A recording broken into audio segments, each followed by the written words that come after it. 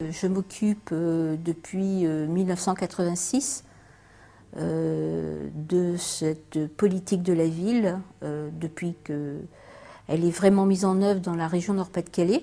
Et c'est un engagement professionnel que j'ai jamais quitté.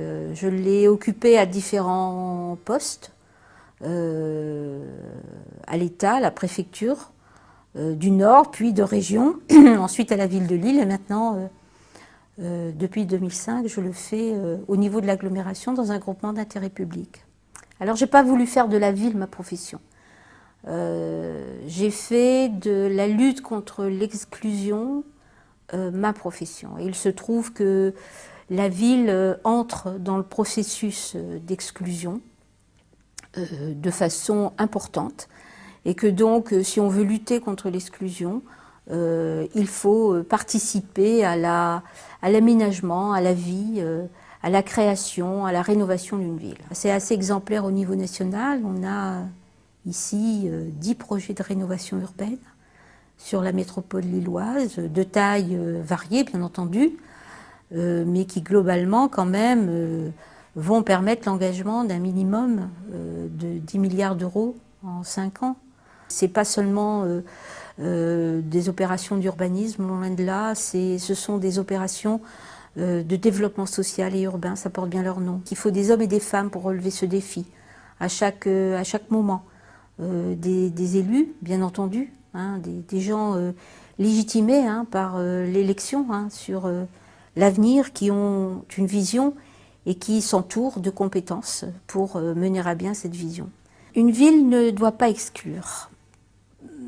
Quand elle exclut, c'est parce qu'elle est étanche, parce qu'elle ne permet pas à l'ensemble des groupes qui la composent de se rencontrer, de se côtoyer et d'avancer, voire de permettre que ceux qui sont dans le groupe le plus fragile parviennent à évoluer au niveau du groupe qui n'a pas de difficulté. Et la conception de la ville va être un des facteurs, pas le seul, mais un des facteurs qui va permettre ces échanges, ce mieux vivre ensemble.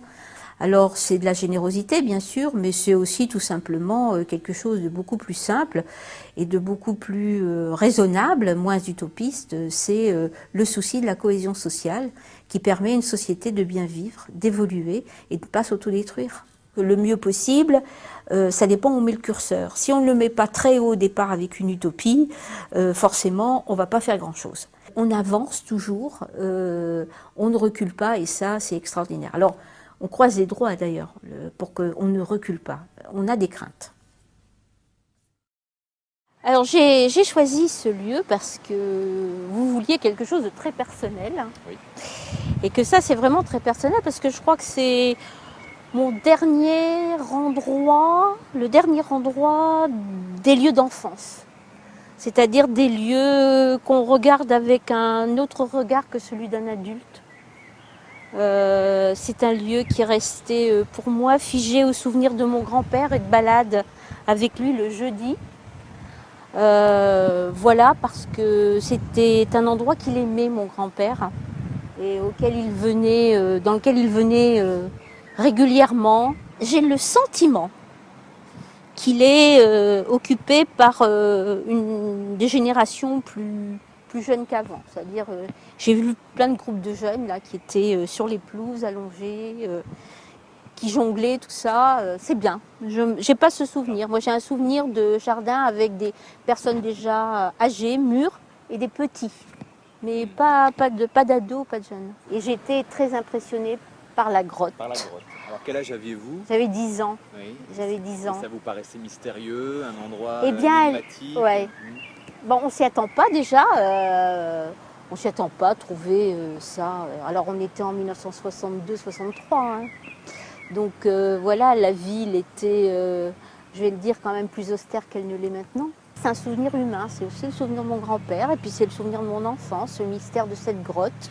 En plus, mon grand-père, vous savez, à l'époque, ce qu'on est en train de faire là, on est sur la pelouse, c'est une transgression absolue, absolue. C'était interdit. Ah, c'était interdit et mon grand-père y veillait parce qu'il fallait respecter la loi. C'était très important. Mais là, c'était la liberté totale dans la grotte. On pouvait aller, venir, la traverser, monter. Je me sauvais de la surveillance de mon grand-père, enfin moi je croyais. Et je partais dans la grotte et j'avais l'impression qu'il était inquiet. Il faisait semblant d'être inquiet. Un jeu de gosse, quoi. C'était l'imaginaire et la magie. J'en reviens pas, moi, qu'elle soit toujours là, cette grotte. Ah, c'est beau.